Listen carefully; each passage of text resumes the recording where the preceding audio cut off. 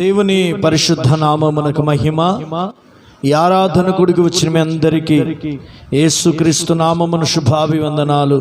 పరిశుద్ధాత్మ దేవుడు మనతో మాట్లాడును గాక. ఆమేన్. పరిశుద్ధ గ్రంథములో నుండి ఒక చక్కటి మాటను మనం చదువుదాం. ద్వితీయోపదేశ కాండము 33వ అధ్యాయము 1వ వాక్యం. దైవజనుడైన మోషే మృతి నొందక మునుపు అతడు ఇశ్రాయేలీయులను దీవించెను. చాలండి, మరో మాట 33 అక్కడే 24-25 వచనం చదువుదాం. ద్వితీయోపదేశ కాండం 33వ అధ్యాయం 24-25 వాక్యాలు. ఆషేరును గూర్చి ఇట్లనెను, ఆషేరు తన సహోదరుల కంటే ఎక్కువగా ఆశీర్వదింపబడును.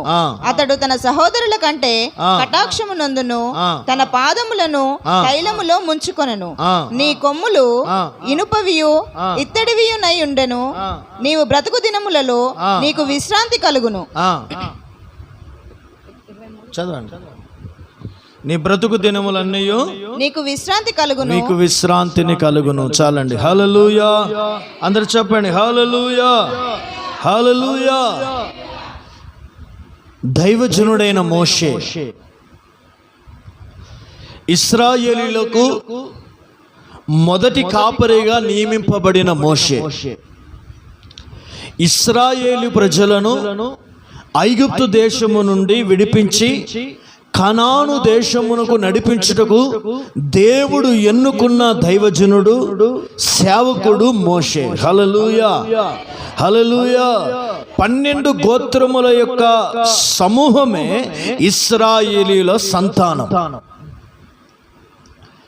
అయితే దైవజనుడైన మోషే, నాయకుడైన మోషే, ఇశ్రాయేలును నడిపిస్తున్న కాపరి ఉన్న మోషే మృతి పొందక మునుపు, ఆయన మరణించక మునుపు ఇశ్రాయేలీయులను ఆయన దీవించుచున్నాడు. హల్లెలూయా.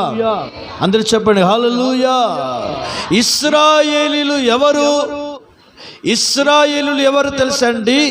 12 గోత్రముల యొక్క సమూహమే ఇశ్రాయేలీయుల సంతానముగా పిలువబడుతుంది.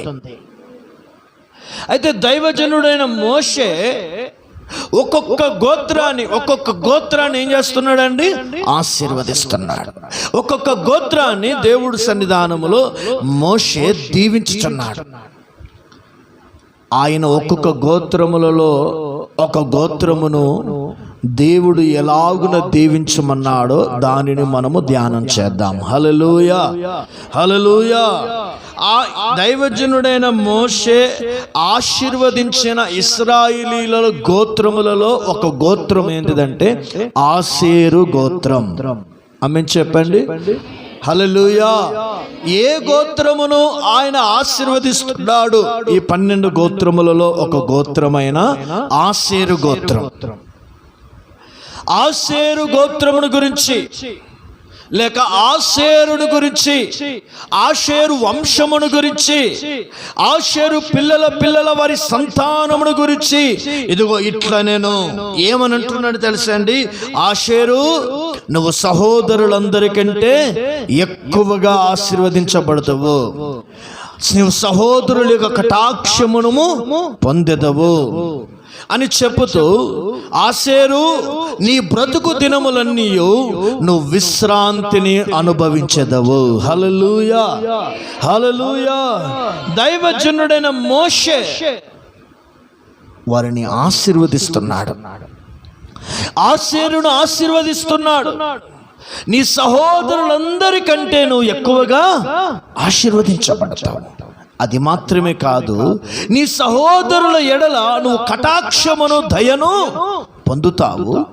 అది మాత్రమే కాక నీ బ్రతుకు దినములన్నీయు, నీవు జీవించిన దినములన్నీయు నీవు నెమ్మదిగా విశ్రాంతితో కూడిన జీవితము చేస్తావు.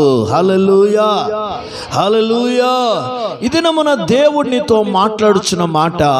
దైవజనుడైన మోషే కంటే గొప్పవాడు మన ప్రభువైన యేసుక్రీస్తు. ఆమేన్. హల్లెలూయా. ఆయన ఇశ్రాయేలులకు కాపురి అయితే ఆయన సంఘమునకు ప్రధాన కాపురి అయి ఉన్నాడు.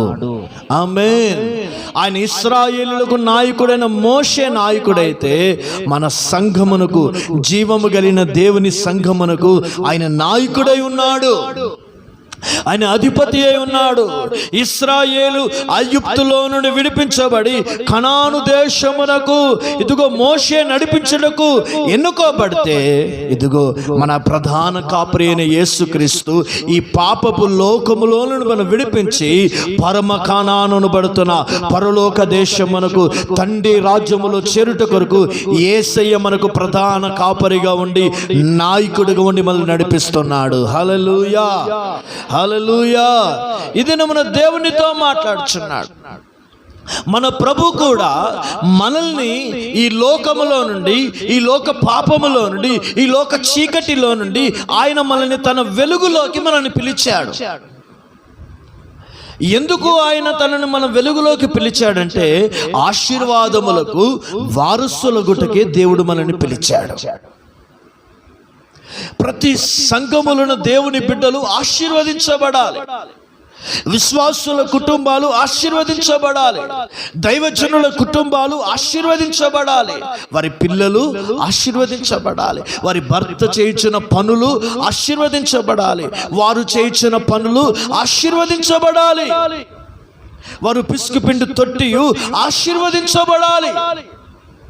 ఎందుకంటే నువ్వు ఆశీర్వదించబడుట కొరకే రక్షించబడ్డావు, కానీ శపించబడ్డ కొరకు రక్షించబడలేదు. నువ్వు ఆశీర్వదించబడ్డ కొరకే యేసుక్రీస్తుని దేవునికి అంగీకరించావు, కానీ శాపగ్రస్తుడవుట కొరకు దేవుడు నిన్ను రక్షణలోకి నడిపించలేదు. యేసుక్రీస్తు నా దేవుడు నిన్ను ఒక ప్రధాన కాపరిగా ఉండి, ఒక నాయకుడిగా ఉండి నీ ఇంటిని, నీ కుటుంబాన్ని చీకటిని తొలగించి వెలుగుతో నింపుట కొరకు, మారాన్ని తొలగించి మధురంతో నింపుట కొరకు, శాపాన్ని తొలగించి ఆశీర్వాదంతో నింపుట కొరకు, నీ ఇంటిలోని అవమానములు తొలగించి సంతోషములతో నింపుట కొరకు, దుఃఖాన్ని తొలగించి నాట్యముతో నింపుట కొరకు ఆయన నిన్ను ఆశీర్వాదములతో వారసునిగా ఉండుట కొరకే ఆయన నిన్ను ఈ లోకములో నుండి మనల్ని పిలిచెను. హల్లెలూయా, హల్లెలూయా. ఈ లోకం నిన్ను పనికి వారని ఎంచవచ్చు, కానీ దేవునికి నిన్ను పనికొచ్చేవానిగా చేశాడు. ఈ లోకములో నీ బంధువులు కూడా నిన్ను శపిస్తున్నారేమో, కానీ నా దేవుడు నిన్ను ఆశీర్వదిస్తాడు. ఈ లోకములో మనుషులు నిన్ను నవ్వుల పాలు చేయాలనుకుంటున్నారు, కానీ వారి ఎదుట నీకు నవ్వునిచ్చే దేవుడు. ఈ దినం పునరుద్ధాన ఆరాధనకు ఇచ్చిన దేవునితో మాట్లాడుచున్నాడు. ఈ దినం మనం ఆశీర్వదించబడాలి. ఎలా ఆశీర్వదించబడాలని కోరుకోవాలంటే దేవుని వాక్యం సెలవిస్తుంది, ఆశీర్వదించబడిన రీతిగా ఈ దినం దేవుడు మనల్ని ఆశీర్వదించునుగాక. హల్లెలూయా, హల్లెలూయా. ఈయన కొన్ని వివరాలను చెప్తాను. మొట్టమొదటిగా అసలు ఆషేర్ ఎవరు? ఆషేర్ ఎవరంటే మన పితరుడైన యాకోబుకు పుట్టిన కుమారుడు. యాకోబుకు పుట్టిన 8వ కుమారుడు ఆషేరు. ఆషేరు అను మాటకు అర్థం ఏంటిదంటే భాగ్యవంతుడు. ఏంటిదండి? భాగ్యవంతుడు. ఆషేరు అనగా భాగ్యవంతుడు. ఇప్పుడు ఇతని దేవుడు ఎలా దీవిస్తున్నాడు? సహోదరులందరికంటే. ఇప్పుడు యాకోబుకి ఎంతమంది పిల్లలండి? 12 మంది పిల్లలు. ఎంతమంది? 12 మంది పిల్లలలో ఒక వ్యక్తి ఆషేరు గురించి తన సహోదరులందరికంటే. అంటే ఇప్పుడు తన సహోదరులు ఎంతమంది? 11 మంది పిల్లలు. ఇతనితో కలిసి 12. అంటే 11 మంది తన సహోదరులందరికంటే ఇప్పుడు ఆషేరుని ఏం చేస్తున్నాడండి? ఎక్కువగా ఆశీర్వదిస్తున్నాడు. హల్లెలూయా, హల్లెలూయా. ఈ లోకములో దేవుడు నీతో మాట్లాడుచున్నాడు. ఇదిగో నీవు నివసిస్తున్న స్థలములో కావచ్చు, నువ్వు నివసిస్తున్న పట్టణములో కావచ్చు, నువ్వు నివసిస్తున్న బంధువుల మధ్యలో కంటూ వారందరికంటే ఎక్కువగా నేను ఆశీర్వదించునుగాక. హల్లెలూయా, హల్లెలూయా. దేవుని వాగ్దానం కూడా సమస్త జనుల కంటే ఆయన నిన్ను ఎక్కువగా ఆశీర్వదించును. అది మాత్రం కాదు, తన సహోదరులందరికంటే ఎక్కువ ఆశీర్వదించబడడం మాత్రం కాదు, తన సహోదరులు ఎదుట కటాక్షము నొందినవాడు. మూడవదిగా మనం చూస్తే తన బ్రతుకు దినములన్నీ విశ్రాంతి అతడు పొందును. విశ్రాంతి అనగా నెమ్మది పొందును. హల్లెలూయా. నెమ్మది. బ్రతికిన దినములన్నీ అతడు ఎలా బ్రతుకుతున్నాడటండి? నెమ్మదిగా బ్రతుకుతున్నాడు, ఒక ప్రశాంతతతో బ్రతుకుతున్నాడు. ఈ లోకములో దేవుడినితో మాట్లాడుతున్నాడు. దేవుని సన్నిధికి రావడం ద్వారా, దేవుని నమ్ముకోవడం ద్వారా, దేవుని యొక్క సన్నిధిలో మనం గడపడం ద్వారా డబ్బుని ఇవ్వకపోవచ్చేమో, కానీ ఈ లోక సంబంధమైన భోగాలు, ఘనతలు, పేరు, ప్రఖ్యాతలు, బంగారు, నగలు ఇవి నీకు ఇవ్వకపోవచ్చు, కానీ ఇదిగో దేవుని సన్నిధికి రావడం ద్వారా, దేవునిలో మనం జీవించడం ద్వారా, దేవునిలో నీ బ్రతుకు కొనసాగడం ద్వారా ఒక నెమ్మదిని దేవునికి ఇస్తాడు. హల్లెలూయా, హల్లెలూయా. ఈ లోకములో అన్నిటికంటే శ్రేష్టమైనది ఏంటిది? నెమ్మదే. అన్నిటికంటే ప్రతి ఒక్క విశ్వాసి కోరుకున్నది నెమ్మది. విస్తారమైన ధనముండుట కంటేను యెహోవా యందు భయభక్తులు కలిగిండుట ఎంతో మేలు అని రాయబడింది. ఈ లోకములో నెమ్మది అనేది చాలా ప్రాముఖ్యం. కొందరి ఇళ్ళలో విస్తారమైన డబ్బులు ఉంటాయి, కోట్ల రూపాయలు ఉంటాయి, మంచి బిల్డింగ్లో ఉంటారు, కానీ కుటుంబంలో ఏముండదండి? నెమ్మది ఉండదు కదండి. నెమ్మది ఉండదు, ప్రశాంతత ఉండదు. వారిద్దరు మంచిగానే ఉంటారు, భార్య భర్తలు, కానీ ఇంట్లో చూస్తే వాళ్ళిద్దరి మధ్యలో గొడవ ఎల్లప్పుడూ రాత్రులు జరుగుతూనే ఉంటుంది. నెమ్మది లేదు. భయంకరమైన మంచి మంచి బియ్యం బస్తాలు వాళ్ళ ఇంట్లో ఉంటాయి, బంగారం ఉంటుంది, మంచి టైల్స్తో వేసిన ఇల్లు ఉంటుంది, కానీ ఆ ఇంట్లో నెమ్మది ఉండదు. ఎప్పుడు చూసినా ఏదో ఒక సనుగులు, ఏదో ఒక గొనుగులు, ఏదో ఒక గొడవలు, ఏదో చికాకులు, ఏదో ఒక పంచాయతీలే వారి గృహాలలో జరుగుతూ ఉంటాయి. కానీ దేవుని నమ్మిన బిడ్డలతో దేవునితో మాట్లాడుతున్నాడు. ఆయన నిన్ను ఎలా ఆశీర్వదిస్తాడు తెలుసండి? నెమ్మది అనే అనుభవంతో నిన్ను ఆశీర్వదిస్తాడు. హల్లెలూయా. ప్రశాంతత అనే అనుభవంతో దేవుని నిన్ను ఆశీర్వదిస్తాడు. ఈ దినమున దేవుని సంఘమా, దేవుని కుటుంబం, నీలో ఉన్న కలవరాలు తొలగిస్తాడు, నీలో ఉన్న శోధనలు తొలగిస్తాడు, నీ కుటుంబాన్ని పాడు చేయించిన ప్రతి అనుభవాలను తొలగించి ఆయన నిన్ను బ్రతుకు దినములని నెమ్మదితో నింపును గాక. ఆమేన్ చెప్దాం. హల్లెలూయా, హల్లెలూయా.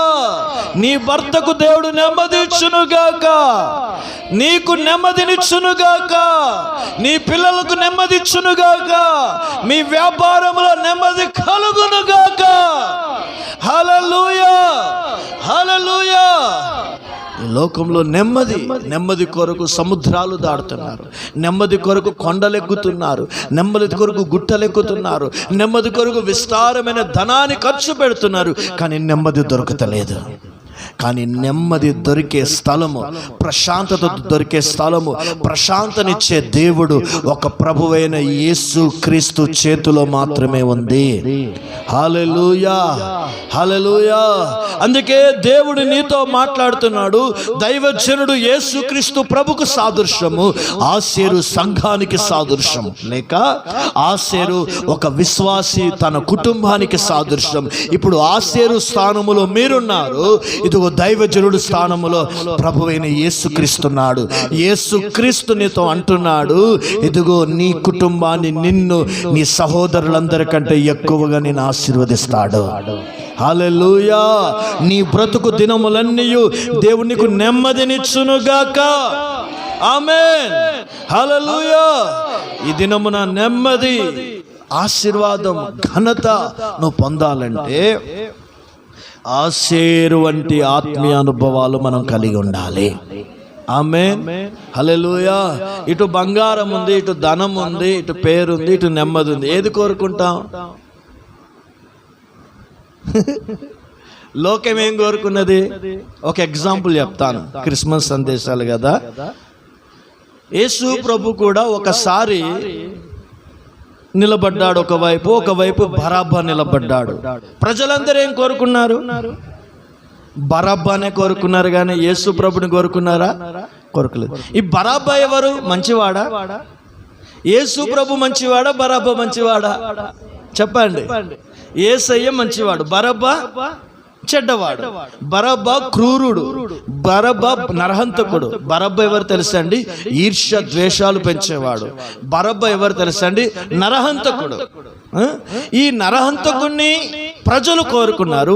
యేసుప్రభు ఎవరండి? ప్రేమకు ప్రతిరూపం, జాలికి ప్రతిరూపం, దయాలత్వానికి ప్రతిరూపం, మంచితనానికి ప్రతిరూపం, ఆశీర్వాదానికి ప్రతిరూపం. అంటే ఈ దినమున దేవుని బిడ్డలారా ఏం కోరుకున్నారు వీళ్ళు? ప్రజలు బరబ్బనే కోరుకున్నారు కానీ యేసు ప్రభుని కోరుకుంటారు.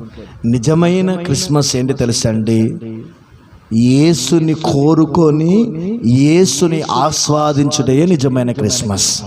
హల్లెలూయా, హల్లెలూయా. ఇదని దేవుడు నీతో మాట్లాడుచున్నాడు. దేవుని బిడ్డలారా, ఇదిగో నెమ్మది ఒకవైపు ఉంది, ధనము ఒకవైపు ఉంది. ఇదిగో ప్రశాంతత ఒకవైపు ఉంది, లోక భోగాలు ఒకవైపు ఉన్నాయి. మనం ఏది కోరుకోవాలి? ఒకవేళ బంగారు ఇప్పుడు కోరుకోకపోయినా, భోగాలు నువ్వు కోరుకోకపోయినా, నువ్వు నెమ్మదిని కోరుకో, నువ్వు ప్రశాంతతను కోరుకో. నువ్వు ప్రశాంతంగా బ్రతుకుతే, నువ్వు నెమ్మదిని కోరుకుంటే అవన్నీ దేవుడిని కన్ని అనుగ్రహిస్తాడు. హల్లెలూయా, హల్లెలూయా, హల్లెలూయా. అందుకే దేవుని సంఘమా, విశ్వాసులారా, ఒక వాగ్దానం దేవునికి చేస్తున్నాడు కదా. ఆషేరు, నీ బ్రతుకు దినములో నీకు నెమ్మది. సంఘముతో దేవునితో మాట్లాడుతున్నాడు. విశ్వాసులారా, నీతో మాట్లాడు. లోకంలో నీకు నెమ్మది లేదు, బంధువుల మధ్యలో నీకు నెమ్మది లేదు, మనుషుల మధ్యలో నీకు నెమ్మది లేదు, నీ తోటి తోబుట్టుల మధ్యలో కూడా నీకు నెమ్మది లేదు. కానీ నువ్వు దేవునిలో బ్రతుకుతే ఒక నెమ్మది నీ కుటుంబము స్వతంత్రించుకోగలుగుతుంది. హల్లెలూయా, హల్లెలూయా. అందుకే నెమ్మదిని అనుభవిస్తాం. అలా ఉండాలంటే, నెమ్మది నువ్వు పొందాలంటే, సహోదరుల కంటే ఎక్కువగా ఆశీర్వదించబడాలంటే నువ్వేం చేయాలి? ఆషేరు వలె నువ్వు జీవించాలి. హల్లెలూయా, చెప్పండి. హల్లెలూయా, హల్లెలూయా. ఇశ్రాయేలీల సమూహమే దేవుని యొక్క ఆత్మీయ ఇశ్రాయేలీల సమూహమునకు సాదృశ్యం. ఈ దినమున దేవునితో మాట్లాడుతున్నాడు. నన్ను ఆషేరు వలె దీవించాలని ఆశపడితే ఆషేరులో ఉన్న లక్షణాలు మనలో ఉండాలి. ఆషేరులో ఉన్న కొన్ని లక్షణాలు క్లుప్తంగా నేను మీకు బోధిస్తాను. హల్లెలూయా. ఆషేరులో ఒక 5 లక్షణాలు ప్రాముఖ్యమైనవి ఉన్నాయి. మంచి 5 లక్షణాలు చెప్తాను. ఆ 5 లక్షణాలు నీలో ఉంటే తప్పకుండా దేవుని నిన్ను ఆశీర్వదిస్తాడు. చదవండి. ఆషేరులో ఉన్న మొట్టమొదటి ఆత్మీయ అనుభవం, ఆదికాండము 49వ అధ్యాయము 20వ వాక్యం. ఆషేరునొద్ద శ్రేష్టమైన ఆహారము కలదు, శ్రేష్టమైన ఆహారము కలదు. రాజులకు తగిన మధుర పదార్థములు అతడిచ్చును. చాలండి. హల్లెలూయా. అందరు చెప్పండి. హల్లెలూయా, హల్లెలూయా. ఆషేరు సహోదరుల కంటే ఎక్కువగా దీవించబడడం గల కారణం ఏంటి తెలుసండి? ఆషేరు యొద్ద ఏమున్నా తెలుసండి? శ్రేష్టమైన ఆహారము కలదు, శ్రేష్టమైన ఆహారం కలదు. ఇప్పుడు దేవుడు నిన్ను ఆశీర్వదించాలంటే శ్రేష్టమైన ఆహారము నీ యొద్ద ఉండాలి. శ్రేష్టమైన ఆహారం అంటే ఏంటిది? తాజా ఆహారం. శ్రేష్టమైన ఆహారం అంటే స్వచ్ఛమైనది, కలంకము లేనిది, కల్మషము లేనిది, అపవిత్రత లేనిది. ఇంకొంచెంగా చెప్పాలంటే ఆ శ్రేష్టమైనదంటే ఎలాంటి కల్తీ లేనిది ఆహారం నీ యొద్ద ఉండాలి. ఆమేన్. ఇప్పుడు కల్మషము లేనిది, కల్తీ లేనిది, అపవిత్రము లేని శ్రేష్టమైన ఆహారం తింటే ఏం కలుగుతుంది తెలుసండి? ఆరోగ్యం కలుగుతుంది. ఆమేన్. శ్రేష్టమైన ఆహారం తింటే ఏమొస్తుందండి? మనకి ఆరోగ్యంగా ఉంటాం. ఇప్పుడు కల్తీతో ఉన్న ఆహారం తింటే ఆరోగ్యంగా ఉంటామా? అపవిత్రమైన ఆహారం తింటే ఆరోగ్యంగా ఉంటామా? ఉండం. ఇప్పుడు ఆరోగ్యకరమైనదిగా మనం ఉండాలి. మన శరీరము ఆరోగ్యంగా ఉండాలి. ఆరోగ్యంగా ఉండాలంటే మనం ఎలాంటి ఆహారం తినాలి? శ్రేష్టమైన ఆహారం మనం తినాలి. శ్రేష్టమైన ఆహారము తినినప్పుడే శరీరము ఆరోగ్యకరంగా ఉంటుంది. అలాగునే ఆత్మ సంబంధముగా మనము ఆరోగ్యవంతులుగా ఉండాలంటే, ఆత్మ సంబంధంగా మనము బలవంతులుగా ఉండాలంటే, ఆత్మ సంబంధులుగా మనము దేవుని స్తుతిలో శక్తివంతులుగా ఉండాలంటే, ఆత్మ సంబంధమైన శ్రేష్టమైన అక్షయ ఆహారమును మనం భుజించాలి. హల్లెలూయా, హల్లెలూయా. ఆహారము దేనికి సాదృశ్యము? దేవుని వాక్యమునకు సాదృశ్యము. అందుకే అంటాడు యోహాను, ఒక మాట రాస్తా ఉంటాడు, ఆ మాట చదవండి. యోహాను సువార్త 6వ అధ్యాయం 27వ వచనం.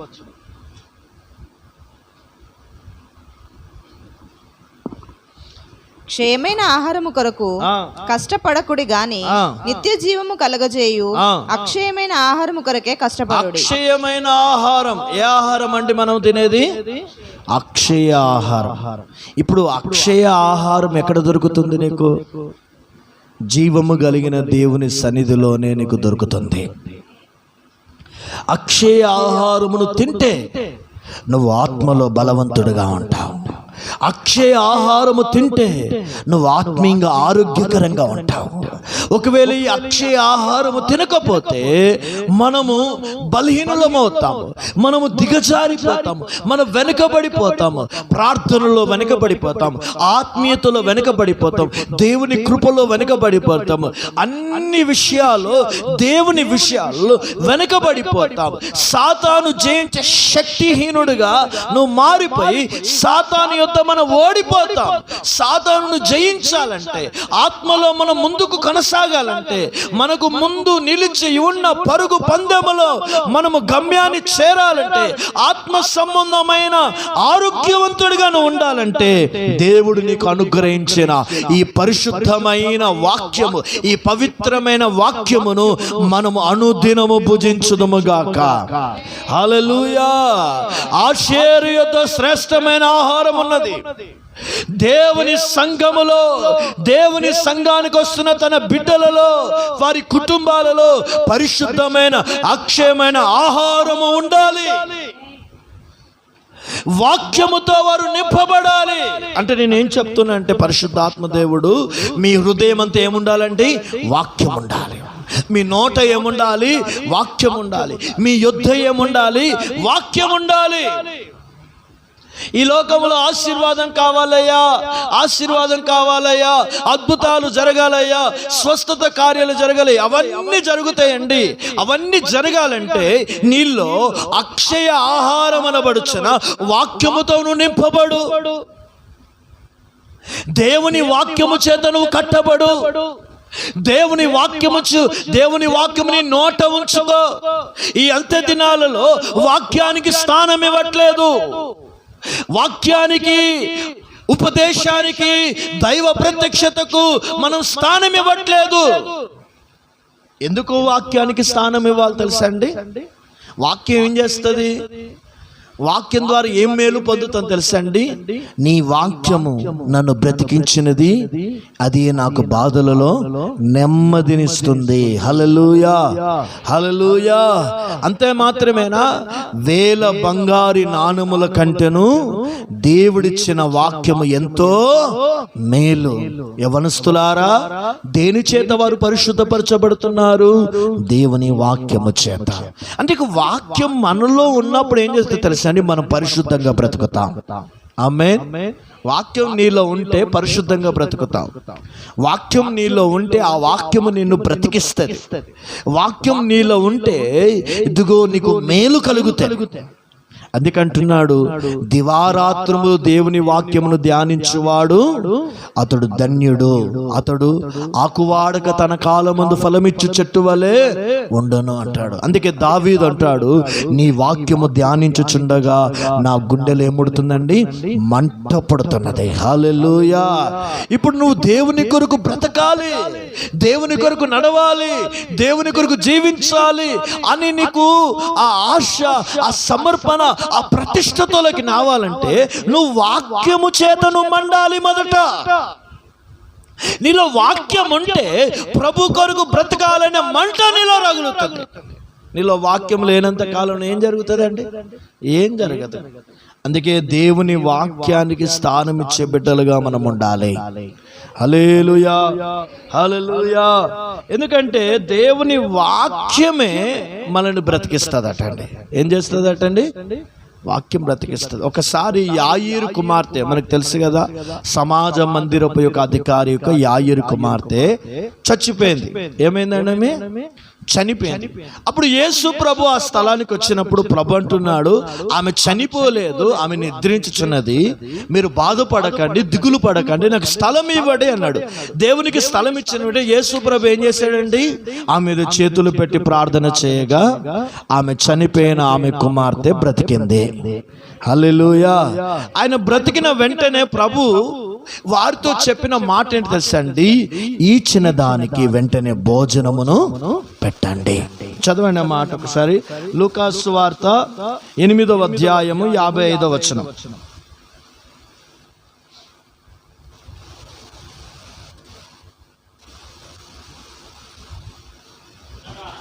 చిన్నదాన లెమ్మని చెప్పగా ఆమె ప్రాణము తిరిగి వచ్చెను గనుక వెంటనే ఆమె లేచెను. అప్పుడు ఆయన ఆమెకు భోజనము పెట్టుడని ఆజ్ఞాపించెను. ఆమెకు భోజనం పెట్టండి. ఇప్పుడు ఆమె ఎందుకు చనిపోయింది? ఆమెకి ఏమి లేక చనిపోయింది? సరైన భోజనము తినక మరణించవచ్చు. ఇప్పుడు మంచి భోజనం చేసిన వారికి రోగాలను జయించుతారా, జయించరా? నువ్వు మంచి భోజనం తింటే నువ్వు రోగం జయిస్తావా? జయిస్తావు. నువ్వు మంచి భోజనం తినకపోతే నీకు వచ్చే వ్యాధిని జయిస్తామా? జయించలేవు. ఎందుకంటే నీకు శక్తి లేదు.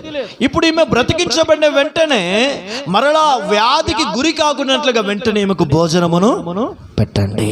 అలాగునే దేవునితో మాట్లాడుతున్నాడు. మనము దినదినము ప్రభులో బ్రతకాలంటే, ప్రభులో నువ్వు జీవించాలంటే, ప్రభులో నీ కుటుంబం బ్రతకాలంటే నువ్వు వెంటనే నువ్వు ప్రతి దినము ప్రతిరోజు అనుదినం అనబడుచున్న జీవాహారము చేత భుజించబడదువుగాక. హల్లెలూయా. ఇశ్రాయేలుల అరణ్య ప్రయాణములో వారు కాళ్ళు వాపెక్కలేదు, వారు ఆరోగ్యంగా ఉన్నారండి. కారణం తెలుసండి, దేవదూతలు తిను ఆహారము చేత వారు పోషించబడ్డారు. మనము కూడా ఆత్మ సంబంధమైన దేవుని నోట నుండి వచ్చు జీవ వాక్కు చేత మనం పోషింపబడాలి. హల్లెలూయా, హల్లెలూయా.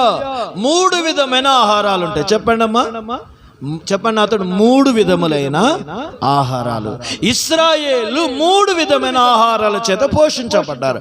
1, ప్రతి దినము కురిపించబడుచున్న ఆహారము మన్నా.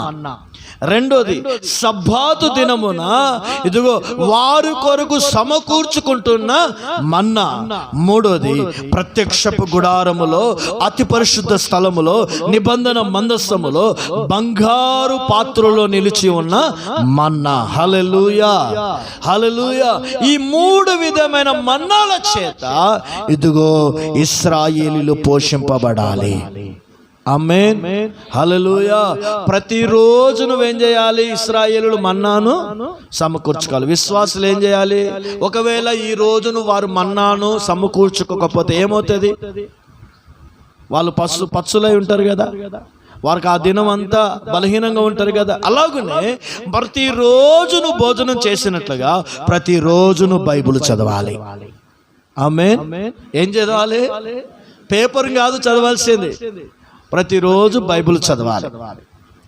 2వదిగా సబ్బాతు దినమున అంటే విశ్రాంతి దినమున వారు ఏం చేస్తున్నారంటే మన్నాను సమకూర్చుకుంటున్నారు. ఆ సబ్బాతు దినమున అంటే పరిశుద్ధ దినమున, పునరుద్ధాన ఆరాధన దినమున ప్రకటించబడుచున్న వాక్యమును నువ్వేం చేయాలండి? భోజనం చేయాలి, భోజనం చేయాలి. మూడోదిగా అతి పరిశుద్ధ స్థలములో బంగారు పాత్రన్న ఇదిగో మన్నాను, ఇదిగో ఆ దైవ ప్రత్యక్షతను, ఆ భోజనము రేపు రేపు ఇదిగో పరలోకములో జయించిన వాడు జీవవృక్ష ఫలముల చేత దేవుడు భుజింపజేస్తాడు. హల్లెలూయా, హల్లెలూయా. ఇది నేను దేవునితో మాట్లాడుచున్న మాట తెలుసండి. ఇదిగో వాక్యము నీలో ఉండాలి, శ్రేష్టమైన వాక్యము. ఏ వాక్యం అండి? శ్రేష్టమైన వాక్యం అంటే ఏంటిది?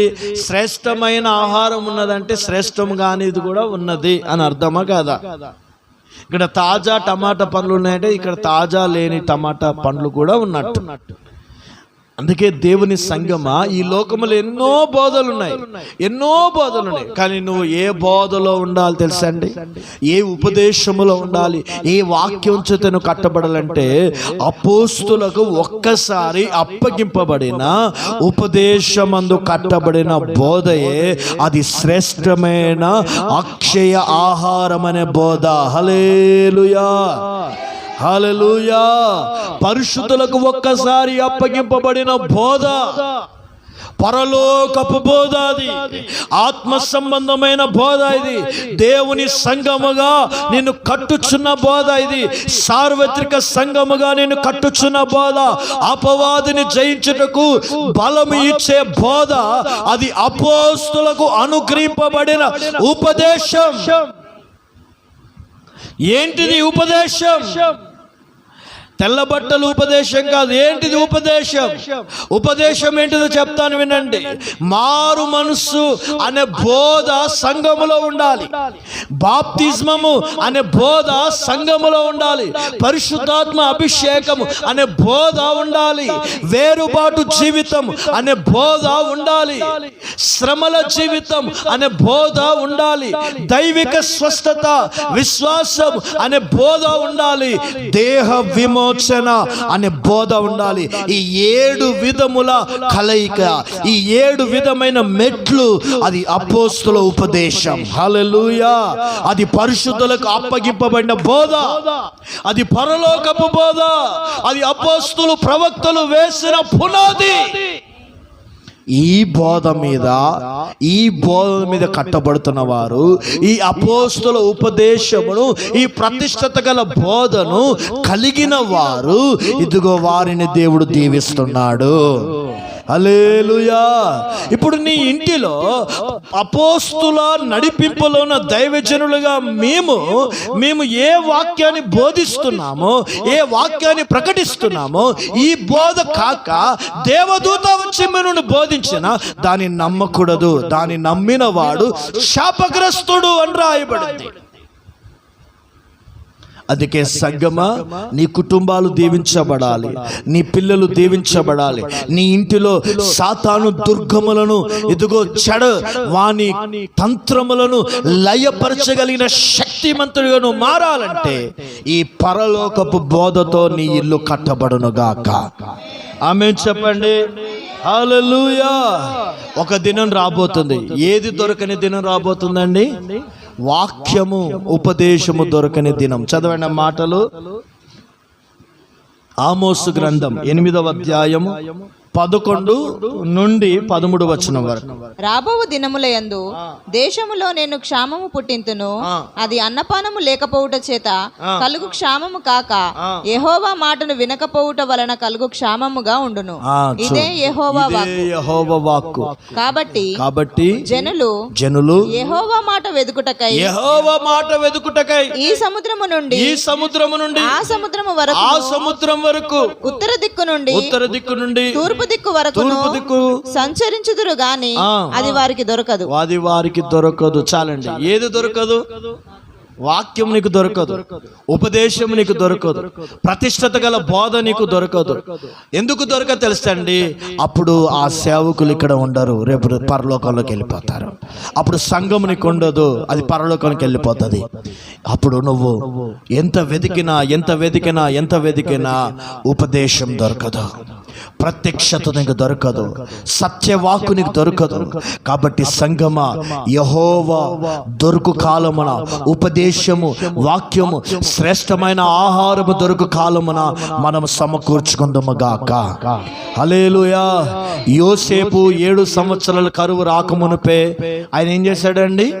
ఆహారాన్ని సమకూర్చుకున్నాడు, కూడబెట్టుకున్నాడు. ఇప్పుడు నువ్వేం చేయాలి? నీకు కాళ్ళు మంచిగా ఉన్నప్పుడే, నీకు చేతులు మంచిగా ఉన్నప్పుడే, నీ శరీరం ఆరోగ్యంగా ఉన్నప్పుడే ప్రతి వారం మందిరానికి రావాలి. వాక్యము చేత నీ హృదయంలో సమకూర్చుకోవాలి. నీ కుటుంబంలో నీ వాక్యం, దేవుని వాక్యం చేత సమకూర్చుకోవాలి. ప్రతిరోజు బైబిల్ చదివి వాక్యాన్ని నువ్వు సమకూర్చుకోవాలి. అట్లా నువ్వు వాక్యాన్ని సమకూర్చుకున్నప్పుడు, వాక్యము చేత నువ్వు నింపబడ్డప్పుడు, వాక్యం చేత పోషించబడుతున్నప్పుడు నువ్వు నూతన బలవంతుడిగా మార్చబడతావు. హల్లెలూయా. ఆషేరు సహోదరుల కంటే ఎందుకు నువ్వు దీవించబడతావంటే, నీ దగ్గర కల్తీ ఆహారం లేదయ్యా, నీ దగ్గర కల్మషమైనది లేదు, అపవిత్రమైన, అది శ్రేష్టమైన ఆహారం. ఈ దినమున నీ దగ్గర డబ్బు లేదేమో, ఘనత లేదేమో, గొప్పవాడి కాదేమో, పేదవాడివి కావచ్చు, కానీ నువ్వు శ్రేష్టమైన ఆత్మీయ ఆహారమును నువ్వు సమకూర్చుకుందువు గాక. హల్లెలూయా. లూదియా కుటుంబం రక్షించబడింది ఎప్పుడు? దేవుని వాక్యమందు లక్ష్యమించినప్పుడు లూదియా తన కుటుంబాన్ని రక్షించుకుంది. జైలు అధికారి ఎలా రక్షించబడ్డాడు? దైవజనుడి యొక్క ప్రార్థన, ఆ వాక్యం ద్వారా అతను రక్షించబడ్డాడు. కొర్నేలి ఇంటిలో గొప్ప రక్షణ కార్యం ఎలా జరిగింది? అపోస్తలుడైన పౌలు, అపోస్తలుడైన పేతురు గారు దేవుని మాటలు బోధించుచుండగా వారిలో గొప్ప కార్యం దేవుడు జరిగించాడు. ఇది నువ్వు దేవునితో మాట్లాడుతున్నాడు. నువ్వు వాక్యం వినకుండా ఎలా రక్షించబడతావండి? నీకు వాక్యం ముఖ్యం, నీకు ఆరాధన ముఖ్యం, నువ్వు ఉపదేశాన్ని నువ్వు ముఖ్యం. అప్పుడు నువ్వు ఉపదేశాన్ని, వాక్యాన్ని నీ హృదయములో సమకూర్చుకుంటే ఆత్మ సంబంధమైన ఇదిగో పెద్దవాడిగా నువ్వు కనబడతావు. హల్లెలూయా, హల్లెలూయా. అందుకే ఫస్ట్ దేవుని సంఘమా, ఆషేరు వలె నిన్ను దేవుడు దీవించాలంటే అక్షయ ఆహారమునబడుచున్న ఉపదేశమును మనము సమకూర్చుకొని ఉందుముగాక. ఆమేన్. రెండవదిగా ఆషేరును దేవుడు దీవించడానికి ద్వితీయోపదేశ కాండము 33వ అధ్యాయము చదవండి, 24-25 వచనాలు. ఆషేరును గూర్చి ఇట్లా నేను, ఆషేరు తన సహోదరుల కంటే ఎక్కువగా ఆశీర్వదింపబడెను. అతడు తన సహోదరుల కంటే కటాక్షము నొందును, తన పాదములను తైలముతో ముంచుకొను. రెండవది ఏంటి తెలుసా అండి? ఆషేరు దీవించమని గల కారణము తన పాదములు తైలములో ముంచుకునేను. పాదములు అనగా అంటే మన నడకకు సాదృశ్యం. నడక అనగా మన ప్రవర్తన, జీవితం, మన క్యారెక్టరు. అంటే మన ప్రవర్తన, జీవితము, మన బ్రతుకు దేనిలో ముంచబడాలి? తైలములో ముంచబడాలి. అంటే మన బ్రతుకు, మన కుటుంబము దేనితో నడిపించబడాలంటే తైలము, పరిశుద్ధాత్మ అభిషేకానికి సాదృశ్యము. అంటే మన కుటుంబము, మనము, మన పిల్లలు దేవుని ఆత్మతో నడిపించబడ్డప్పుడు, దేవుని ఆత్మ మన ఇంటిలో నివాసం చేసినప్పుడు, దేవుని ఆత్మ చేత మనం నింపబడ్డప్పుడు, దేవుని ఆత్మ మనలో ఉన్నప్పుడు, ఆ పరిశుద్ధాత్మ దేవుని శక్తితో, అభిషేకముతో మనం నింపబడ్డప్పుడు ఆయన మనల్ని ఆశీర్వాదముతో నింపుతాడు. హల్లెలూయా, హల్లెలూయా. ఆషేరు అభిషేకాన్ని పొందిన వ్యక్తి. ఒక మాటలో చెప్పాలంటే ఇది సంఘములో ప్రతి ఒక్కరు కూడా అభిషేకాన్ని పొందిన వారై ఉండాలి. అప్పుడే అతడు ఆత్మ సంబంధముగా ఆశీర్వదించబడతాడు. అతడు బ్రతుకు దినములన్నీ నెమ్మదిగా బ్రతకాలంటే పరిశుద్ధాత్మ అభిషేకమును కలిగిన వాడై ఉండాలి. పాత నిబంధన కాలమున దేవుడు ఘనకార్యాలు వారి ద్వారా జరిగించాలంటే ఏం చేసేవాడండి? వారిని ఆత్మతో వారిని నింపేవాడు. ఇప్పుడు నీ జీవితంలో దేవుడు ఘనకార్యాలు జరిగించాలంటే, నీ కుటుంబంలో గొప్ప కార్యాలు జరిగించాలంటే, నీ జీవితంలో అద్భుత కార్యాలు జరిగించాలంటే, నీ కుటుంబంలో, నీ బ్రతుకులో ఆశీర్వాదం రావాలంటే నువ్వేం పొందుకోవాలి? చెప్పండి, పరిశుద్ధాత్మ అభిషేకం. చెప్పండి, పరిశుద్ధాత్మ అభిషేకం. అంటే అభిషేకం నీలో ఉంటే దేవుడు నిన్ను తప్పకుండా ఆశీర్వదిస్తాడు. హల్లెలూయా, హల్లెలూయా. పాత నిబంధన కాలంలో 3 విధమైన అభిషేకాలు. రాజులను అభిషేకించాడు, రెండోది యాజకులుగా అభిషేకించాడు, మూడవదిగా ప్రవక్తగా దేవుడు అభిషేకించాడు. ప్రవక్తలున్నారు, యాజకులున్నారు, రాజులున్నారు. రాజులు ఎందుకండి? రాజులను దేవుడు ఎందుకు అభిషేకించాడు? రాజులను దేవుడు ఎందుకు అభిషేకించాడు తెలుసా అండి? చెప్తా వినండి. శత్రువు సమూహము నుండి ప్రజలను కాపాడుట కొరకు, రెండవదిగా రాజులు ఏం చేయాలి? ప్రజలు కావలసిన ప్రతి అక్కర్లు తీర్చుట కొరకు రాజులను దేవుడు అభిషేకించాడు. హల్లెలూయా. ఇశ్రాయేలీయులకు మొట్టమొదటిగా రాజుగా ఎవరిని అభిషేకించాడు చెప్పండి? సౌలు. ఎలా అభిషేకించాడు దేవుడు? తైలముతో కదండి. దేనితోటి? ఇప్పుడు ఆషేరు పాదములు దేనితో ముంచబడ్డాయి? తైలం. అంటే తైలము దేనితో పోల్చబడింది? అభిషేకముతో పోల్చబడింది. చదవండి, మొదటి సమూయేలు 10:1. మొదటి సమూయేలు 10:1. అప్పుడు సమూయేలు తైలపు బుడ్డిని పట్టుకొని సౌలు తల మీద తైలము పోసి అతని ముద్దు పెట్టుకొని యెహోవా నిన్ను అభిషేకించి తన స్వాస్యము మీద అధిపతిగా నియమించి ఉన్నాడు అధిపతిగా నియమించాడు. రాజుగా అతను ఏం చేశాడండి? ఇప్పుడు అతడు సౌలు రాజుగా రాజు అవుటకు ముందుగా రాజు అభిషేకముతో నింపబడాలి. అతడు అభిషేకించాడు రాజు అవుట కొరకు. దావీదును కూడా సమూయేలు ఏం చేశాడు? తన తైలపు కొమ్ము చేత అతన్ని అభిషేకించాడు. మొదటి సమూయేలు 16వ అధ్యాయము 12-13 వచనాలు. అతడు వాని పిలువనంపించి లోపలికి తోడుకొని వచ్చాను. అతడు ఎర్రని వాడును, చక్కని నేత్రములు గలవాడును, చూచుటకు సుందరమైన వాడునై ఉండెను. అతడు రాగానే, నేను కోరుకున్న వాడు ఇతడే, నీవు లేచి వానిని అభిషేకించుమని యెహోవా సెలవీయగా సమూయేలు తైలపు కొమ్మును తీసి వాని సహోదరుల ఎదుట వానికి అభిషేకము చేశాను. రాజుగా అభిషేకం చేశాను. ఇది రాజులను దేవుడు అభిషేకిస్తాడు. రాజుగా దేవుడి సందులో ఒక అభిషేకం. రెండోదిగా ప్రవక్త అభిషేకం. ఏ అభిషేకం అండి? ప్రవక్త అభిషేకం. చదవండి, మొదటి రాజుల గ్రంథం 19వ అధ్యాయం 16వ వచనం.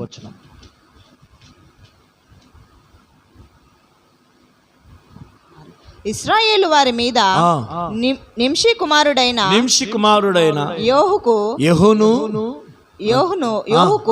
పట్టాభిషేకము చేయుము. నీకు మారుగా ప్రవక్తగా ఉండుటకు అబెల్మే హోలా వాడైన షాపాతు కుమారుడైన ఎలీషాకు అభిషేకము చేయుము. ఎలీషా ఏ అభిషేకం చేయమన్నాడు? ప్రవక్త. ఎలీషా ఎవరండి? ప్రవక్త. హల్లెలూయా. ఇప్పుడు ప్రవక్త ఎవరు అభిషేకం చేశారు ఎలీషాకి? ఏలియా ఎలీషాని ఎలా అభిషేకించాడు? ఒక ప్రవక్తగా తైలముతో అభిషేకించాడు. హల్లెలూయా. మూడవ అభిషేకం అంటే యాజకునిగా అభిషేకం. చదవండి, నిర్గమకాండం 40వ అధ్యాయం 15వ వచనం.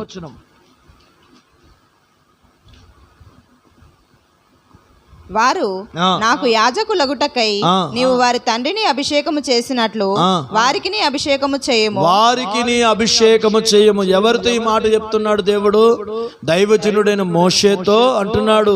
వారి తండ్రికి అనగా అహరోనుకు యాజకుడగునట్లుగా అభిషేకించినట్లుగా వారి కుమారులను కూడా నీవు అభిషేకము చెయ్యము. హల్లెలూయా.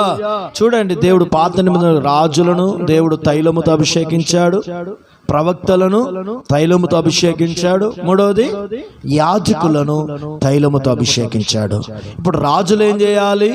ప్రజలను కాపాడుటకు రాజులుగా దేవుడు అభిషేకించాడు. యాజకుల పని ఏంటిది? ప్రజలు పాపం చేసినప్పుడు దేవుని సన్నిధిలో వారి నిమిత్తం ప్రార్థన చేయుట కొరకు యాజకుని దేవుడు అభిషేకించాడు. ప్రవక్త పని ఏంటిది? ప్రజలు తప్పు చేసినప్పుడు, ప్రజలు తప్పు మార్గంలో వెళుతున్నప్పుడు వారిని సరిదిద్దుట కొరకు ప్రవక్తలను దేవుడు అభిషేకించాడు. హల్లెలూయా, హల్లెలూయా. ఇప్పుడు సంఘమునకు ఒక విశ్వాసిని దేవుడు అభిషేకిస్తున్నప్పుడు ఈ 3 విధమైన అభిషేకములు కొత్త నిబంధన సంఘానికి దేవుడిచ్చాడు. ఆమేన్. అంటే ఇప్పుడు అంత్య దినాలలో రాజులు, యాజకులు, ప్రవక్తలు లేరు. ఇప్పుడు సంఘానికి పరిశుద్ధాత్మ దేవుడు కొలతలేని అభిషేకాన్నిచ్చాడు. ఏంటిది కొలతలేని అభిషేకం తెలుసా అండి? ఒక వ్యక్తి యేసుక్రీస్తు రక్తములో కడగబడిన వెంటనే అతడు పరిశుద్ధాత్మ అభిషేకం పొందినప్పుడు రాజులైన, యాజకులైన సమూహముగా దేవుడు అతన్ని నింపాడు. హల్లెలూయా, హల్లెలూయా. ఎప్పుడైతే అతడు పరిశుద్ధాత్మ అభిషేకంతో నింపబడుతున్నాడో, ఎప్పుడైతే అతడు పరిశుద్ధాత్మతో నింపబడుతున్నప్పుడు అతని మీద రాజ్య అభిషేకం వస్తున్నది, అతని మీద యాజకత్వ అభిషేకం వస్తున్నది, అతనిలో ప్రవక్త అభిషేకం వస్తుంది. హల్లెలూయా. రాజు అంటే నువ్వేంటిది? నువ్వు శత్రువును జయిస్తావు, నువ్వు అభిషేకం పొందినప్పుడు. యాజకుడు అంటే ఏంటిది?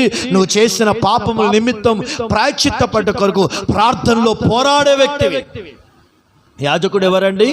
ప్రజల నిమిత్తం ప్రార్థనలో పోరాడేవాడివి. మూడోది ఏంటిది? ప్రవక్త. తప్పును ఖండిస్తావు, పాపాన్ని ఖండిస్తావు, దేశాన్ని ఖండిస్తావు, చెడు మార్గాలు కట్టించి సరైన దేవుని మంచి మార్గములను బోధించి మంచి మార్గంలో నడిచే వ్యక్తి ఒక ప్రవక్త. ఈ 3 విధమైన అభిషేకమును మనము పొందుకోవాలంటే పరిశుద్ధాత్మ అభిషేకమును అంత్య దినములలో దేవుడు కుమ్మరిస్తానంటున్నాడు. ఎవరైతే పరిశుద్ధాత్మ దేవుని యొక్క అభిషేకము, పరిశుద్ధాత్ముడు ఎవరైతే అభిషేకిస్తాడో ఈ 3 అభిషేకములు వారి మీద కుమ్మరించబడతాయి. ఆమేన్ చెప్పండి. హల్లెలూయా. అందుకే ఆ దినాలలో, కొత్త నిబంధన దినములో, తొలి దినములలో ఇదిగో 120 మంది మేడగది మీద వారు ఏం చేశారు తెలుసా అండి? అభిషేకము కొరకు వారు కనిపెట్టారు. అంటే ఈ దినమున అభిషేకం ఉందా లేదా? నువ్వు అభిషేకాన్ని పొందుకోకపోతే సైతాను జయించలేవు. నువ్వు అభిషేకాన్ని పొందకపోతే సమస్యలు జయించలేవు. నువ్వు అభిషేకాన్ని పొందుకోకపోతే నీవు పాపం విషయములో పశ్చాత్తపడి ప్రార్థనలో పోరాడలేవు. నువ్వు అభిషేకాన్ని పొందకపోతే తప్పును ఖండించలేవు. రోషం కలిగి నువ్వు బ్రతకలేవు. రోషం కలిగి నువ్వు బ్రతకాలన్నా, సాతాను జయించాలన్నా, గొప్ప ప్రార్థన పరుడిగా దేవుని కొరకు నిలబడాలన్నా అది పరిశుద్ధాత్మ అభిషేకాన్ని పొందినప్పుడే. ఆమేన్, హల్లెలూయా. అందుకే దినమున అభిషేకాన్ని పొందాలి. అందుకే దేవుని వాక్య గ్రంథంలో ఒక మాట ఉంటుంది. అపోస్తలుడైన పౌలు గారు ఏథెన్సు పట్టణమునకు వెళ్ళినప్పుడు ఆ సంఘముతో ఒక మాట అంటాడు, మీరు పరిశుద్ధాత్మను పొందితేరా. పరిశుద్ధాత్మ అభిషేకం ఎంత అవసరమో మీరు ఆలోచించండి. అందుకే ఈ దినమున పరిశుద్ధాత్మ అభిషేకాన్ని పొందని వారితోనూ, పరిశుద్ధాత్మ పొందని సంఘములోనూ వాక్యం ఉండవచ్చండి. కానీ అక్కడ పరిశుద్ధాత్మ అభిషేకము లేదు కాబట్టి ఆ సంఘం పరిపూర్ణతలోకి రాదు, ఆ సంఘం సంపూర్ణతలోకి ఎదగదు. ఆ దైవజనుడి ద్వారా ఆ సంఘము క్రీస్తు సంఘముగా, సార్వత్రిక సంఘముగా కట్టబడదు. కనుక ఈ అంత్య దినములలో పరిశుద్ధాత్మ అభిషేకాన్ని పొందిన వారుగానే ఉందుముగాక. పరిశుద్ధాత్మ అభిషేకాన్ని పొందిన సంఘములోనే మనం ఉండాలి. పరిశుద్ధాత్మ అభిషేకాన్ని పొందిన దైవజనుడిగా హస్త నిక్షేపణ నీ తల మీదికి రావాలి. పరిశుద్ధాత్మ అభిషేకముతో నీ ఇల్లు నింపబడ్డప్పుడు నీ బ్రతుకు దినములన్నీ నెమ్మది, నీ సహోదరులందరికంటే ఎక్కువగా ఆశీర్వదించబడతావు. హల్లెలూయా.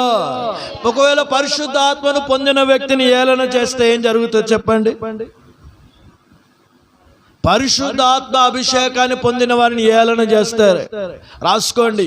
పరిశుద్ధాత్మ అన్య భాషలతో నింపబడిన వారిని ఏలన చేస్తే, పరిశుద్ధాత్మ అభిషేకాన్ని పొంది గంతులు వేస్తూ గట్టిగా చప్పట్లు కొడుతూ ఆత్మతో నింపబడుతూ ఆత్మను అనుభవిస్తున్న వ్యక్తిని పరిహాసం చేసిన, ఏలన చేసిన వాడు శాపగ్రస్తుడవుతాడు. ఎందుకంటే అతనికి క్షమాపణ లేదు. అతనికి తెలియని రోగాలు ఆ ఇంటిలోకి వస్తాయి, తెలియని శాపాలు ఆ ఇంటిలోకి వస్తాయి.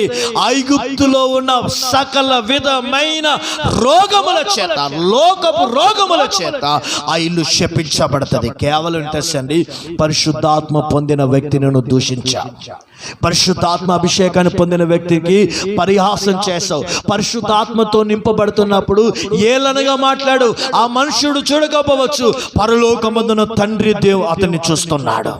అందుకంటాడు, యేసుక్రీస్తు ప్రభుకైనా ఒకవేళ యేసు ప్రభు గురించి నువ్వు తప్పుగా మాట్లాడితే క్షమాపణ కలదేమో, కానీ పరిశుద్ధాత్మను దూషించిన వాడికి ఇహమందును పరలోకమందును క్షమాపణ లేదు. అందుకే దేవుని సంఘమా, మనము పరిశుద్ధాత్మ అభిషేకంతో నింపబడిన సంఘం. హల్లెలూయా. మన నాయకులు పరిశుద్ధాత్మ అభిషేకమును ప్రకటిస్తూ నింపబడిన దైవజనులు. హల్లెలూయా. మనం పరిశుద్ధాత్మను కలిగిన వారం కాబట్టి మన బ్రతుకు దినములో దేవుడు నెమ్మదినిస్తాడు. ఆమేన్. అందుకే సంఘములో రెండవదిగా పరిశుద్ధాత్మ అభిషేకముతో నువ్వు ముంచబడాలి. నూనెతో నీ తల అంటబడాలి. నీ తలకు నూనె ఎప్పుడు తక్కువగా కాకూడదు, అభిషేకం ఎప్పుడు తక్కువ కాకూడదు. ఎప్పుడో 10 ఏళ్ళకు పొందుకున్నాను, ఇప్పుడు అభిషేకాన్ని పొందుకోకపోతే ఎట్లా? ప్రతిరోజు నువ్వేం కావాలండి? అభిషేకముతో నింపబడదువుగాక. హల్లెలూయా. మూడవదిగా దేవుని నిన్ను ఆశీర్వదించాలండి. అక్కడనే కంటిన్యూషన్ గా మనం చదువుదాం. ద్వితీయోపదేశ కాండం 33వ అధ్యాయం 25వ వచనం. నీ కమ్ములు ఇనుపవియు, నీ కమ్ములు ఇనుపవియు ఇత్తడివై ఉన్నవి. చాలండి. నీ కమ్ములు అను మాటకు అక్కడ ఏం రాయబడింది? ఫుట్ నోట్ లో పాదరక్షలు. అంటే పాదరక్షలు అంటే ఏంటిదండి? చెప్పండి. చెప్పులు. పాదరక్షలు అంటే ఏంటిదండి? చెప్పులు. ఇప్పుడు దేవుడు పాదరక్షలు దేనితో పోల్చాడు బైబిల్లో? దేనితో పోల్చబడి తెలుసా అండి? సమాధానముతో పోల్చబడ్డాయి. ఆమేన్. హల్లెలూయా. ఇప్పుడు 2 కాళ్ళు ఉన్నాయండి. ఒక పాదరక్ష వేసుకొని నువ్వు నాకు ఇష్టం లేదు నేను వేసుకొని అంటావా? ఒక పాదరక్ష అంటది, నేను ఉంటాను, నువ్వు ఇంటికనే ఉండు, నేను ఒక చెప్పు మీద ఊరికి వెళ్తానంటదా? ఏమంటది? నువ్వు నన్ను ఈ కుడి కాలు పాదరక్ష తొడుక్కున్న వెంటనే ఇంకో ఎడమ కాలు పాదరక్ష వెంటనే ఏం కావాలండి? తొడుక్కోవాలి. లేదు నేను తొడుక్కోనని అది అలుగుతుందా? సనుగుతుందా? నాకు వద్దని ఒకవేళ అలా ఉండదు. ఎందుకంటే ఇదిగో దేవుని పిల్లల పాదరక్షకాలు ఏ విధంగా సమాధానంగా ఉన్నాయో ఇది నా సంఘము కూడా, విశ్వాసులు కూడా సమాధానము కలిగిన వారై ఉండాలి. ఆమేన్. ఆ మాట చదవండి. సమాధానముతో పోల్చబడింది పాదరక్షకాలు. ఎఫెసీయులకు రాసిన పత్రిక చదవండి. ఎఫెసీయులకు రాసిన పత్రిక 6వ అధ్యాయం 15వ వచనం. 6:15. పాదములకు సమాధాన సువార్త వలనైన సిద్ధ మనస్సును జోడు తొడుక్కోవాలి. ఏం జోడులు ఇవి? సమాధాన జోడులు. హల్లెలూయా. సమాధాన సువార్త జోడులు. అంటే ఈ దినమున సంఘములో విశ్వాసులు ఎలా ఉండాలి? సమాధానము కలిగిన వారై ఉండాలి. సమాధానమైన జోళ్ళు తొడుక్కోవాలి. ఎందుకు సమాధానం కలిగి? ఒక విశ్వాసతో మరో విశ్వాసి సమాధానంగా ఉండాలి. సంఘము సేవకులు సంఘముతో సమాధానంగా ఉండాలి. సమాధానాన్ని కాపాడుకొనుట యందు శ్రద్ధ కలిగిన వారమై ఉండాలి. సమాధాన పరుచువారు ధన్యులు, వారు దేవుని కుమారులు అనబడుదురని రాయబడింది. హల్లెలూయా. చదవండి ఆ మాట చదవండి. మత్తయి సువార్త 5వ అధ్యాయం 9వ వాక్యం. సమాధాన పరుచువారు ధన్యులు, వారు దేవుని కుమారులు అనబడుదురు. చప్పటి కొట్టి దేవుని స్తుతిస్తాం. హల్లెలూయా. దేవుని కుమారులు ఎవరండి? దేవుని పిల్లలు ఎవరు? గొడవ చేసేవారు దేవుని పిల్లలు కాదు. సంఘాన్ని చీల్చేవారు దేవుని పిల్లలు కాదు. విశ్వాసుల కుటుంబాలు మందిరాన్ని రాకుండా పాడు చేసేవారు దేవుని పిల్లలు కాదు. సంఘములో ఉంటూ విశ్వాసులు వారి కుటుంబాలలో గొడవకు కారణమైన వారు దేవుని పిల్లలు కాదు. ఎవరు దేవుని పిల్లలు అంటే సమాధానపరిచేవారు. భార్య భర్తల మధ్యలో గొడవలైతే సమాధానపరిచేవారు. తల్లిదండ్రుల మధ్యలో పిల్లలకు తల్లిదండ్రుల మధ్యలో గొడవలైతే సమాధానపరిచేవారు. సంఘములో సమాధానం పట్ల ఆసక్తి కలిగిన వారు, సమాధానం పట్ల ప్రత్యక్షత కలిగిన వారు రేపు దేవుని కుమారులుగా పిలువబడతారు. ఆమేన్. దేవుడు ఏమంటే తెలుసా అండి, సమాధానము లేకుండా నువ్వు వేసే అర్పణమును దశమ భాగమును దేవుడు ఏం చేశాడండి, అంగీకరించడం రాయబడింది. చదవండి ఆ మాట ఒకసారి. మత్తయి సువార్త 5వ అధ్యాయము 23-24 వచనాలు. కావున నీవు బలిపీఠము నొద్ద అర్పణము అర్పించినప్పుడు అర్పించుచుండగా నీ మీద నీ సహోదరునికి విరోధమేమైనా కలదని అక్కడ నీకు జ్ఞాపకము వచ్చిన ఎడల అక్కడ బలిపీఠమును ఎదుటనే నీ అర్పణమును విడిచిపెట్టి మొదట వెళ్ళి నీ సహోదరునితో సమాధాన పడాలి. ఇప్పుడు దేవుడు ఏది కోరుకున్నాడండి? అర్పణం కోరుతున్నాడా, సమాధానం కోరుతున్నాడా? సమాధానం కావాలి. అంటే నువ్వు ఇచ్చే అర్పణం కంటే నువ్వు సమాధాన హృదయము దేవుని కావాలి. ఇదిలో సమాధానం కావాలంటే ఇప్పుడు అర్పణమునే దేవుడు అంగీకరించట్లేదంటే నువ్వు చేసే ప్రార్థన అంగీకరిస్తాడా? నువ్వు చేసే ఆరాధన అంగీకరిస్తాడా? నువ్వు చేసే అడావిడి పరిచర్య అంగీకరిస్తాడా? అంగీకరించాడు. నువ్వు చేసే ప్రార్థన అంగీకరించబడాలన్నా, నువ్వు చేసే ఆరాధన అంగీకరించబడాలన్నా, నువ్వు ఇచ్చే ప్రతి అర్పణములు నీకు దీవెనకరంగా మారాలన్నా ఫస్ట్ నీ హృదయము సమాధానంతో ఉండాలి. హల్లెలూయా. ఎదుటి వాడితో, పొరుగు వానితో, పక్కింటి వానితో అందరి ఎడల మనము సమాధానం కలిగి ఉందుము గాక. ఆమేన్. అంటే మూడవది ఏంటి తెలుసండి, ఇప్పుడు ఇతడు సహోదరుల కంటే ఎక్కువగా ఎందుకు దీవించబడ్డాడంటే అతడు సహోదరులందరితో సమాధానము కలిగిన వ్యక్తి. ఆషేరు. ఆమేన్. హల్లెలూయా. నాలుగోదిగా నీ కమ్ములు దేనితో పోల్చబడిందండి? నీ కమ్ములు ఇనుపవియు ఇత్తడివి. ఇనుము. నాలుగోది ఏంటిదంటే ఇనుమును కలిగిన వ్యక్తి. ఇనుము దేనితో పోల్చాడు తెలుసా అండి దేవుని బిడ్డలారా? వేరుబాటు జీవితం. ఇనుము వేరుబాటు జీవితం. ఎలా చెప్పగలుగుతుంది? ఇనుము దేనిలో నుండి వస్తుంది? మట్టిలో నుండి వస్తుంది. ఇనుము దేంట్లోకి వెళ్ళి వస్తుంది? మట్టిలో నుండే ఇనుము వేరైతే.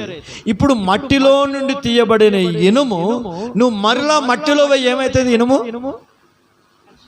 మట్టి అవుతుందా కాదా? ఖచ్చితంగా అవుతుంది.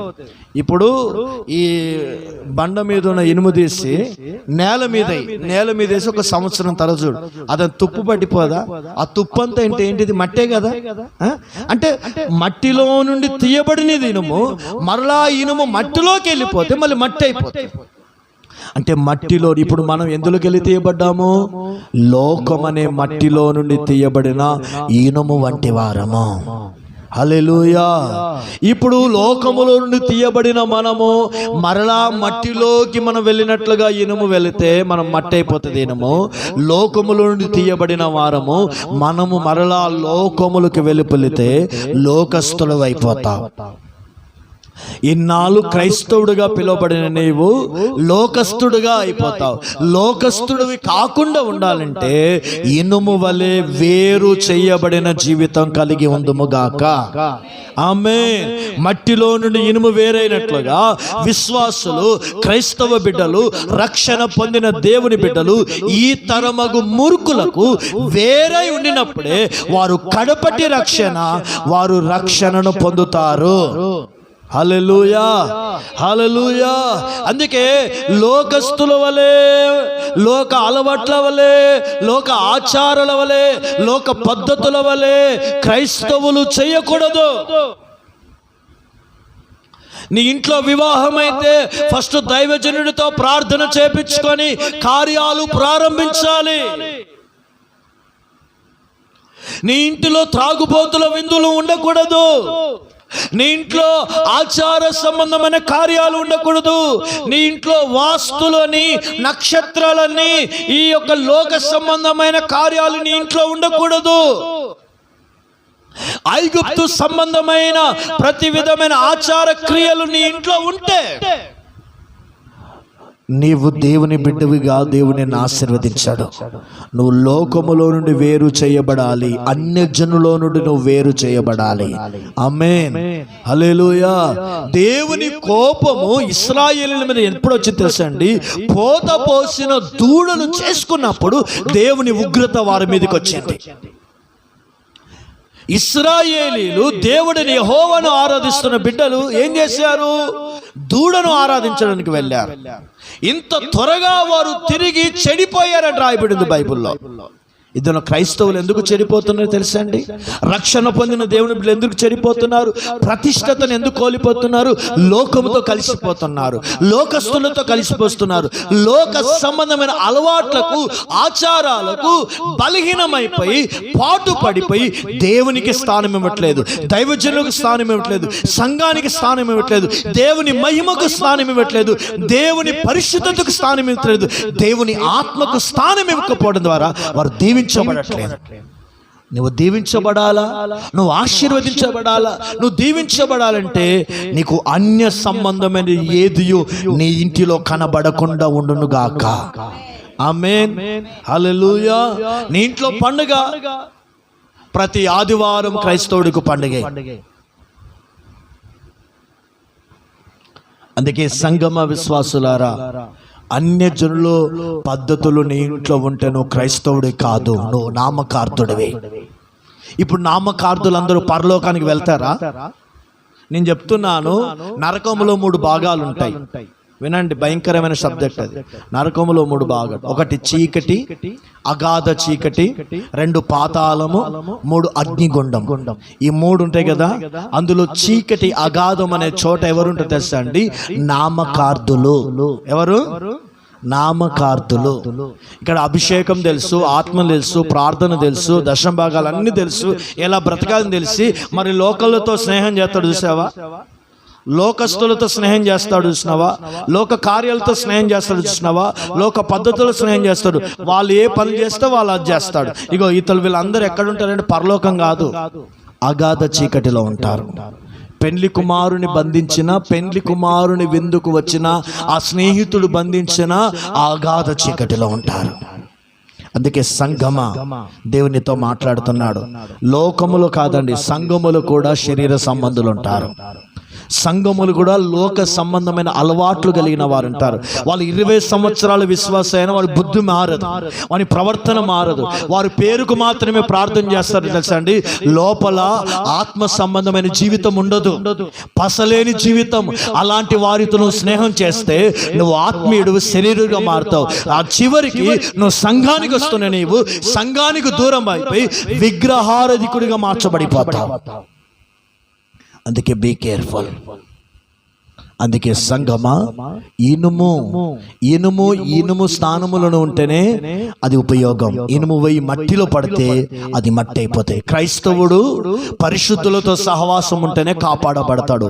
ఈ క్రైస్తవుడు లోకస్తులతో, లోక కార్యాలతో, శరీర సంబంధులతో సహవాసం చేస్తే ఇతడు లోకస్తుడిగా ఉండి చెడిపోతాడు. మనం అలా ఉండకుండా ఉండాలంటే, ఆ శరీరవలే నిన్ను దేవుడు దీవించాలంటే నీవు వేరుబాటు జీవితము కలిగి ఉందువుగాక. ఆమేన్. చివరిగా ఆయన కమ్ములు ఏంటివండి? ఇత్తడివి. ఇత్తడి దేనితో పోల్చబడిందంటే దేవుని కృప. చెప్పండి, ఇత్తడి ఏంటిదండి? దేవుని కృప. ప్రత్యక్షపు గుడారములో బలిపీఠమును కట్టుటకు తుమ్మ కర్రను నియమించాడు. ఆ తుమ్మ కర్రకు దేనిని పొదిగించమన్నాడు తెలుసండి? ఇత్తడిని పొదిగించాడట. అంటే తుమ్మ కర్ర కనబడకుండా ఇదిగో ఇత్తడి పొదిగించబడింది. అంటే కృప, కృప, కృప, కృప. ఇది తుమ్మ తుమ్మకర్ర ఎవరు తెలుసండి? మనమే. మనము కనబడకుండా దేవుని కృప మనకు పొదిగించబడింది. హల్లెలూయా, హల్లెలూయా. అంటే సంఘము కృప పొందిన వారమై ఉండాలి. నేను అంటున్నాను ఒక చక్కటి మాట. నీ దగ్గర డబ్బు లేకపోవచ్చు, నీకు పేరు లేకపోవచ్చు, ఎవరు నిన్ను పట్టించుకోకపోవచ్చు. నువ్వు ఎక్కడ నివాసం చేయాలి తెలుసా అండి? కృపలో నివాసం చేయి. ఆమేన్. నీ ఇల్లు కృపలో నివాసం చేయి. నీ పిల్లలు నువ్వు కృప పొందాలి, నీ భర్త కృప పొందాలి, నువ్వు చేసే వ్యాపారాలు కృప పొందినదై ఉండాలి. కృప లేనిది ఏది మనకు వద్దండి. కృప కలిగినది నువ్వు పొందుకో. కృప కలిగిన పచ్చెడు మెతుకులు నీకు ఆరోగ్యం, కృప లేని చికెన్ మటన్ బిర్యానీలు నీకు రోగం. కృప కలిగిన పేదోన్నింట్లో నీకు నెమ్మది. కృప లేని 100 మంది ధనవంతులతో ఉన్నా నీవు ఫెయిల్ అవుతావు. అందుకే సంఘములో విశ్వాసులారా, మనం కృపను పొందుకొందుమగాక. కృప ఎలాంటి తెలుసండి? పర్వతములు తొలగినను, మెట్టలు తత్తరిల్లు, నా కృప నిన్ను విడిచిపోదంటాడు. ఎంత చక్కటి మాట అండి. కీర్తనకారుడైన దావీదు ఏమని కీర్తన రాస్తున్నాడు? నా బ్రతుకు దినములన్నీ కృపాక్షేమములే నా వెంట వచ్చారంటాడు. అపోస్తలుడైన పౌలు ఏమంటాడు? నేనేమై ఉన్నానో దేవుని కృపయే ఉన్నాను. హల్లెలూయా, హల్లెలూయా. అందుకే మనం కృప పొందుకుందుముగాక. కృపలో సంఘము ఎక్కడ నిలబడింది తెలుసా అండి? కృపలో నిలబడిందట. ఎక్కడ నిలబడింది? సూర్యుని ధరించిన సంఘము, 12 నక్షత్రములను కిరీటముగా ధరించిన సంఘము చంద్రుని మీద నిలబడింది. ఈ చంద్రుడే దేవుని కృప. అంటే సంఘము ఎక్కడ ఉండాలి తెలుసా అండి? కృపలో ఉండాలి. విశ్వాస ఎక్కడ ఉండాలి తెలుసా అండి? కృపలో ఉండాలి. దైవజనుడు ఎక్కడ ఉండాలి తెలుసా అండి? కృపలో ఉండాలి. ఇప్పుడు నువ్వు కృపలో ఉంటే ఆ కృప మహదైశ్వర్యము ఇదిగో నీ అవసరతలన్నీ తీరుస్తుంది. ఆమేన్. ఈ కృప పొందిన వారే రేపు కృపాసనమునకు చేరుతారు. హల్లెలూయా. అందుకే ప్రతిరోజు ఉదయం 4 గంటలకు లేవాలి, 5 గంటల వరకు, లేక 5 గంటల నుండి 6 గంటల వరకు దేవుని కృప కొరకు మనం రోజు వేడుకోవాలి. ఆమేన్. రోజు ఉదయం తెల్లవారుజామున లేచి కృప దయచేయండి ప్రభా, కృప దయచేయండి అయ్యా, కృపతో నింపయ్యా అని దేవుని అడిగి, దేవుని స్తుతిస్తూ, దేవుని ప్రార్థించి ఆ కృప పొందుకున్నప్పుడు ఆ దినచర్య అంతయు, నువ్వు చేసే వ్యాపారం, నీ కుటుంబము, నీ జీవితము ఆశీర్వాదకరంగా ఉంటుంది. హల్లెలూయా. ఆషేరు, నువ్వు సహోదరుల కంటే ఎక్కువ ఆశీర్వదించబడ్డావంటే ఆషేరు కృప పొందినవాడు. ఇప్పుడు సంఘములో నీ బిడ్డలు, నీ కుటుంబం అంతయు మనం ఆశీర్వదించబడాలంటే ఆశీర్వాదానికి మూలకారమైన దేవుని కృపను మనం పొందుకుందుముగాక. హల్లెలూయా, హల్లెలూయా. నేను అంటున్నాను, ఈ లోక సంబంధమైన అన్నిటికంటే శ్రేష్టమైనది, శాశ్వతమైనది ఏంటిదండి? కృప. చెప్పండి, కృప. దావీదు గురించి దేవుడు ఏమన్నాడండి? దావీదునకు చూపిన శాశ్వత కృప. సౌలుకు నేను కృప దూరం చేసినట్లుగా దావీదుకి కృప దూరం చేయను. మనం కృపను కాపాడుకుందాం. ఈ కృప కలిగిన సంఘములో కృపను కుమ్మరించబడుచున్న ఈ అంత్య దినములోనే కృపను పొందుకొని కృపాసనము యొద్దకు మనం చేరుదుముగాక. హల్లెలూయా. ఇలాగున ఈ కృప పొందాడు కాబట్టి ఆశీర్వాద దీవించబడ్డాడు. ఎన్ని విధాలుగా దీవించబడ్డాడు? సహోదరుల కంటే ఎక్కువగా ఆశీర్వదించబడ్డాడు. సహోదరుల యొక్క కటాక్షమును పొంది ఉన్నాడు. మూడవదిగా బ్రతుకు దినములన్నీ నెమ్మదితో బ్రతికాడు. ఇవన్నీ మనం అనుభవించాలంటే 5 కార్యాలు చేయాలి. ఏం చేశాడు? 1, శ్రేష్టమైన ఆహారమును కలిగినవాడు. 2వది, అభిషేకాన్ని పొందినవాడు. 3వది, సమాధానమును కలిగినవాడు. 4వది, వేరుబాటు జీవితాన్ని కలిగినవాడు. 5వది, దేవుని కృపను కలిగినవాడు. సంఘము ఈ అనుభవాలు కలిగి ఉండాలి. దేవుడు అట్టి కృప మనకు అనుగ్రహించునుగాక. ఇటు వాక్యములను దేవుడు దీవించునుగాక. ఆమేన్.